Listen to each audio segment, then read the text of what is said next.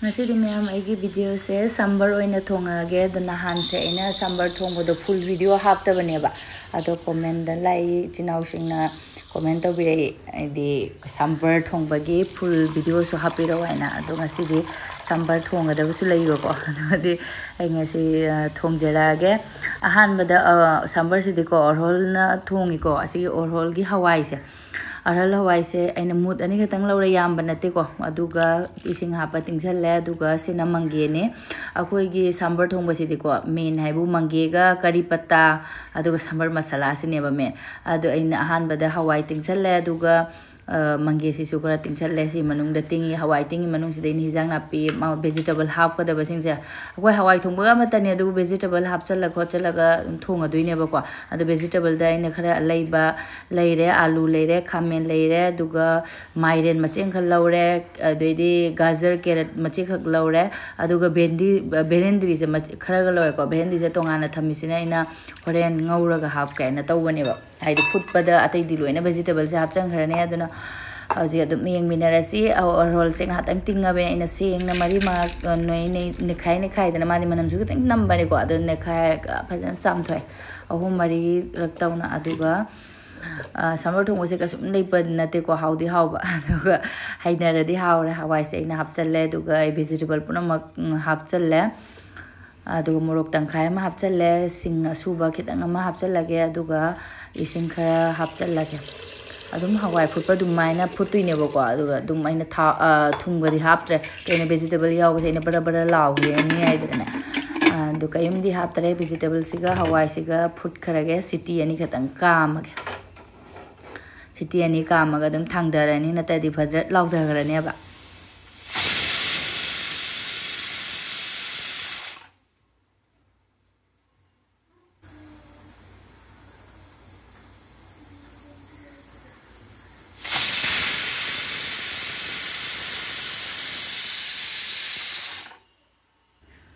agi cooker gi siti se ani ra kamaga ina muthat khare duga main se leire sambar thongba da hapka da kari pata se kana humna khangba yaw ma su khangam da su yai kari pata leire aduga sambar masala main se leire sambar masala se yaw da di haw wale ba ko mangega adu kari pata na horen ni manam se nungshi ba helalak duine ba ate di kari pata se kya chaning di kari pata bora su hawe aduga ina sambar da tane ne kari pata hawe se aduga mangega main se bu se main mari se ni aduga aina saujik shop to goduini kaino se chanam se anda kupna soidre ba ko bob sugai aduga tilau ga leire aduga aina kari pata se sumaina satalle kari pata se ariba sina manam nungshi be hele ba sumaina satalle aduga haje to ngo sok to no to ga mangge se aham dei se mai kaino sing se lau thoke maru sing se Mangge maru se lautoge aduga chachum phajana nei khairaga ko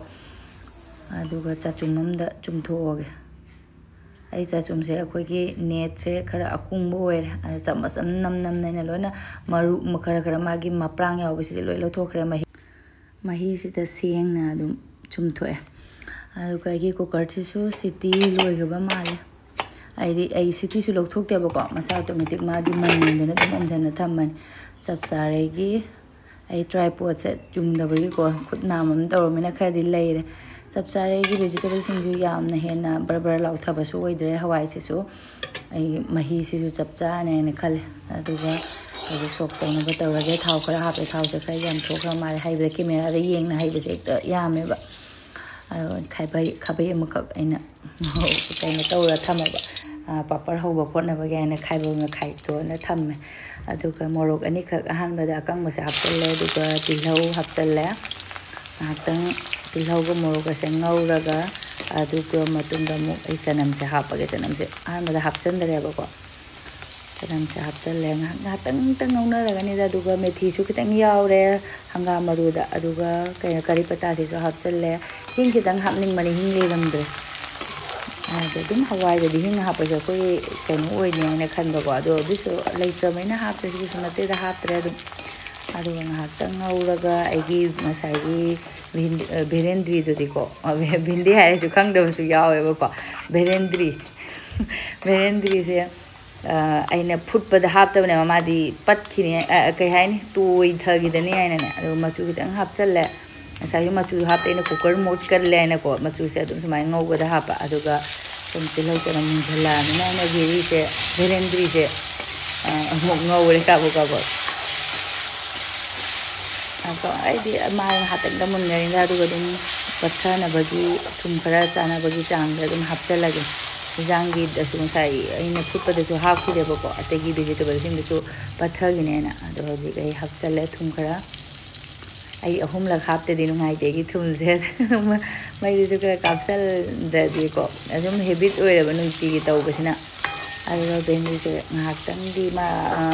manung yobau khara monmol kaino taunabagi munjanabagi makung hakupsalaga thammage minute ama muktang de aduga ngauradu mundhare khara mulleba ko berendi sa aduga ai kono sok to sele adum cooker manung sida haijala su yamna ina cooker se mor pa ai de tusan ba pamu bagi ne aduga ai mangi mahi do su haijalla okhai dringe dane adum ngasi gi sambar sina agi mahi se sab char na han gi dano ketang nangjen gare na han nangjen bagi maram na berendi se na han se hapsan gare ba ko boil to bada adu nga tang ma kum jan mani aina aduga sauju kale phajana loi pura mak kano tawra do aduga sambar masala ko mada hapchal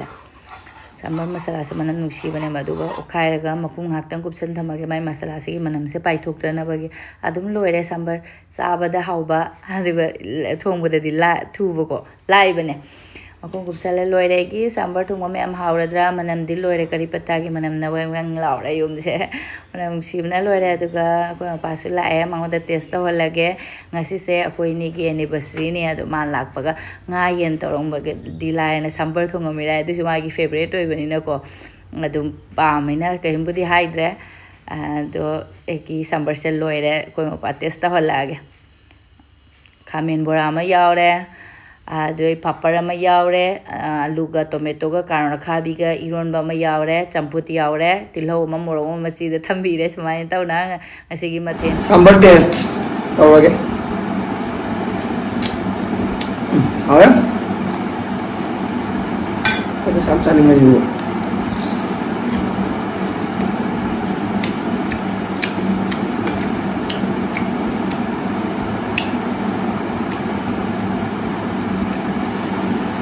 khara jam na hijal lage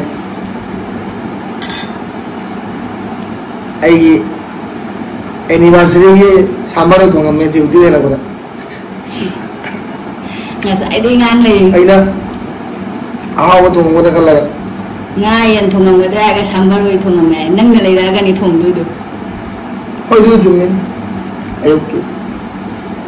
hai ga suka do hijasa lage dang hoina ai su favorite na tru ma gi sambar di pami bo sambar ga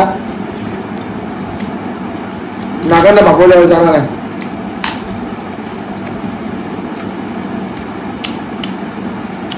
ate de hinya ga du sambar chaja gi awe sambar haru de sambar masala ko ja pangam de ba oju panga ma chana ga sambar chana re da ma pun mukte chana re तो वो ऐसे मुझे साव की नहीं मिला test तो बकाई दे कोई की सुन हिजाम जे कनो ओइ बनते बा हेल्दी ओइ बदे दुम ओइ दना को वेजिटेबल लोइना सुरे आया महा पया sambar dong ini na apa kenapa chukha ro ne se jana la muta tin da ra jeng ya ba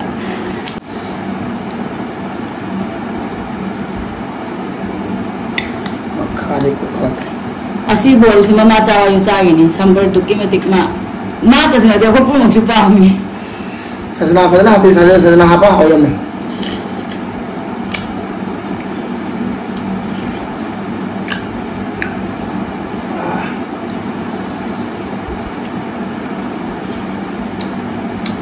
asa dai chane ham de ba sum cha hai na la jana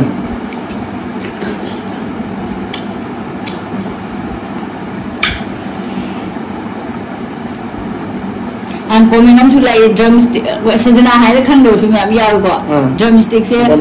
kamaya kay da hamna ga mi di pamna mandra nga thong da bo dum ha pe dum pon ha ta ha chen na jai ma di ken ma kha da kan no su tha da papar aduga drums di hawai na hawe sambar da na khai di haw sambar da hawe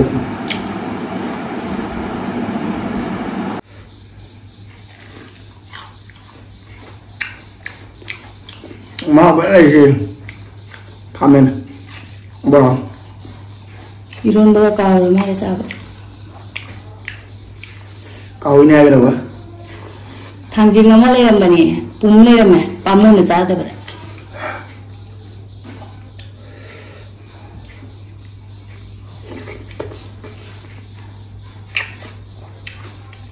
cái nuôi là gì vậy? Cái đâu vậy? Hậu nè, nuôi hậu đấy. Tomato nè, alu nè, caro nè, khabi nè. Khabi nè, khabi cái gì nào?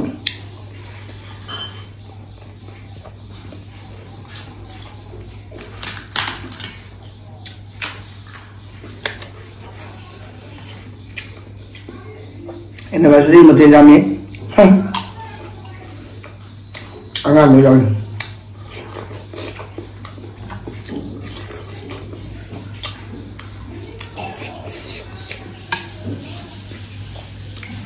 Nuôi nó đều được. Này.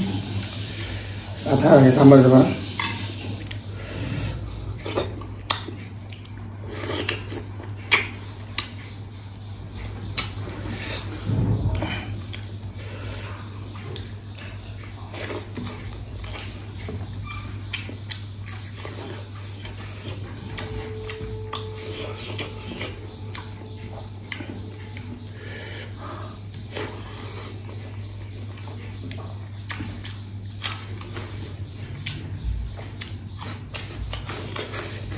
Thôi nhà trang ngoài rồi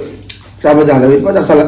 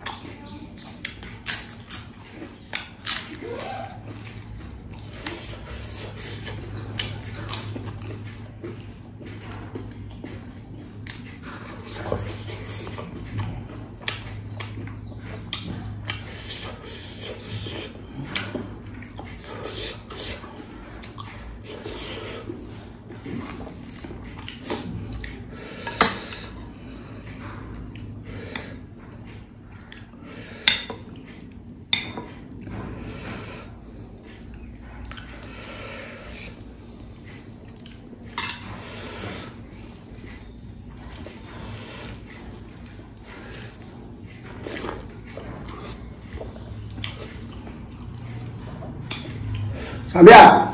Saya ambil. Hai, terima kasih.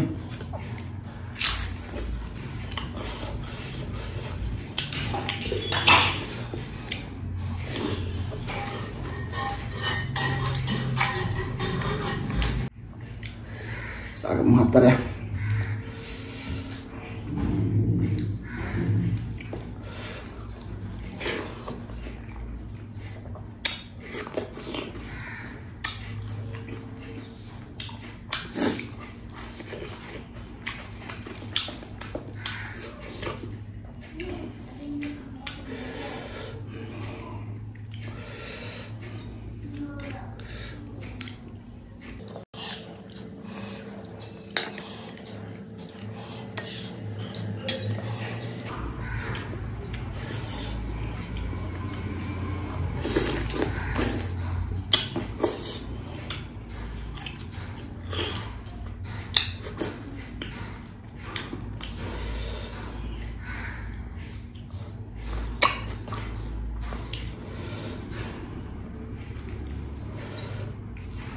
Sao đấy?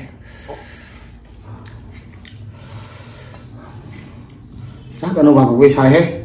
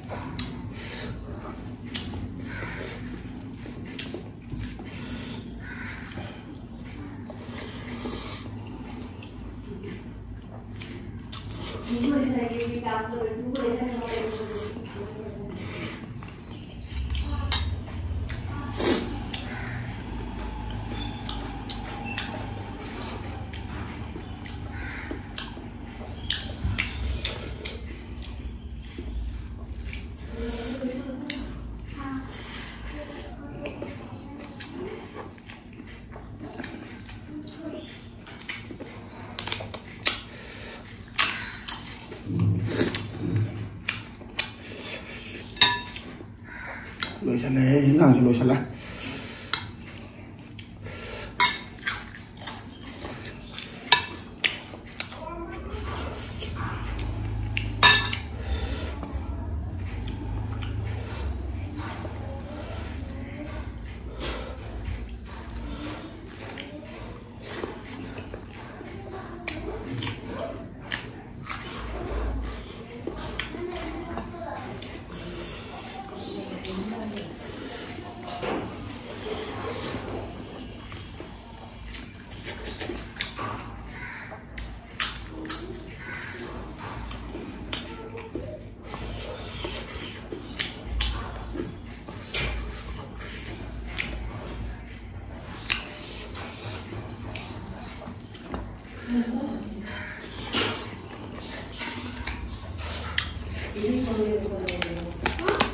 Papoy sama juga sana. Ah.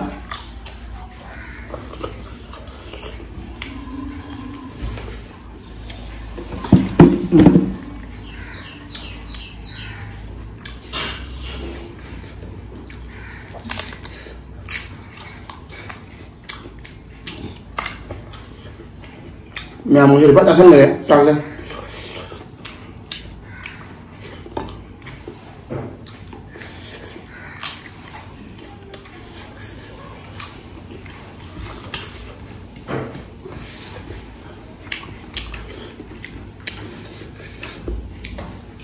Masih rumah kita enggak apa masih tampil lagi rawi tolong jadi matang solusi jaga lagi siapa sih luar ya batasan nggak sana umang tawa boleh bye bye bye bye